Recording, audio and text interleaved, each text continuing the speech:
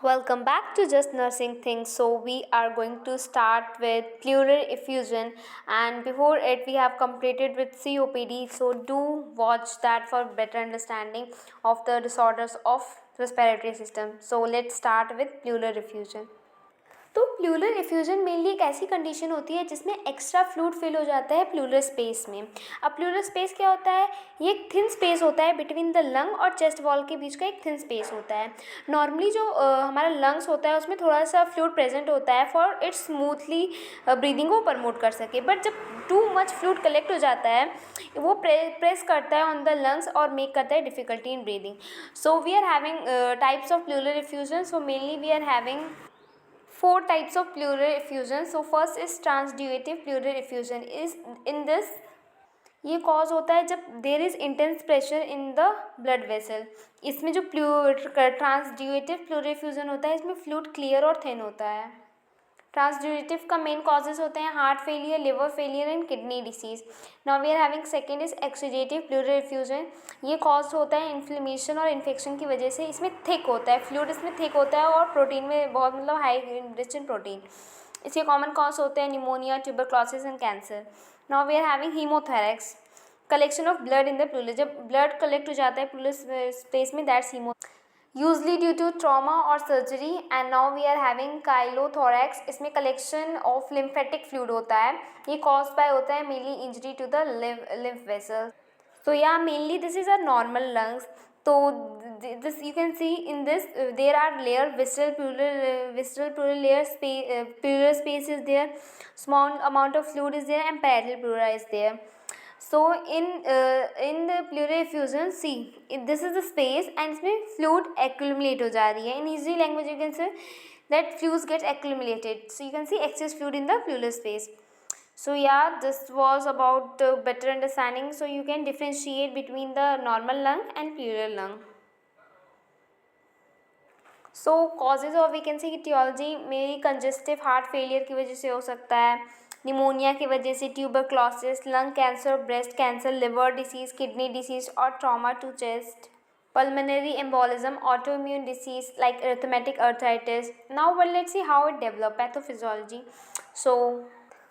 सो disease और injury affect करता है लंग और ब्लड वेसल को, जिसकी वजह से इंक्रीज प्रेशर कॉज करता है, इन्फ्लेमेशन उसकी वजह से अकर हो जाता है।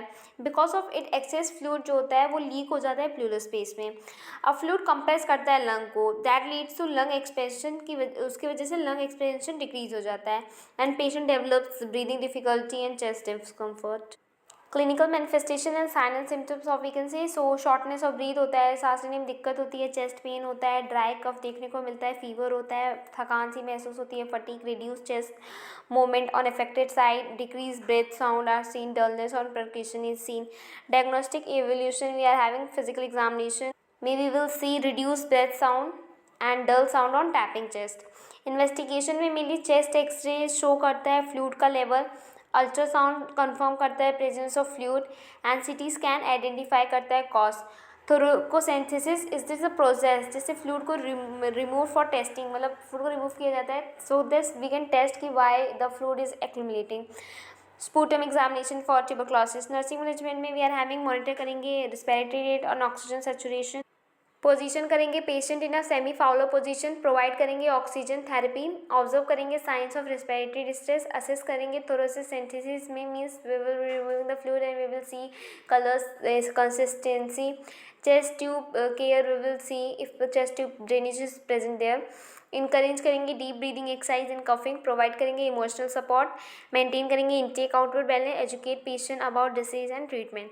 सो मेडिकल मैनेजमेंट में हम डायरेटिक्स देंगे अगर स्पेशली इन हार्ट के लिए फेलियर कंडीशन में, ताकि diuretic will remove the extra fluid accumulated. Antibiotic if infection is there.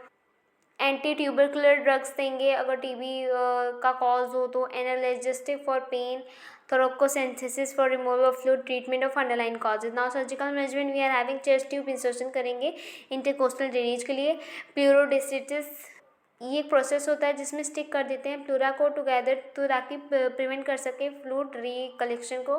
थोरेकोस्कोपी is done and decortication is done in chronic cases. So complication में we are having respiratory failure हो जाएगा, lung collapse हो जाएंगे, that is known as एटलेसिस.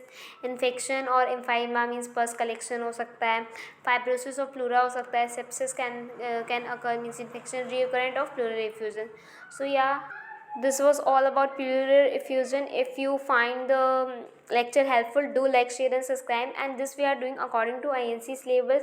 Do visit the part first, second, and digestive system has already been uploaded, all the topics. Do visit that also.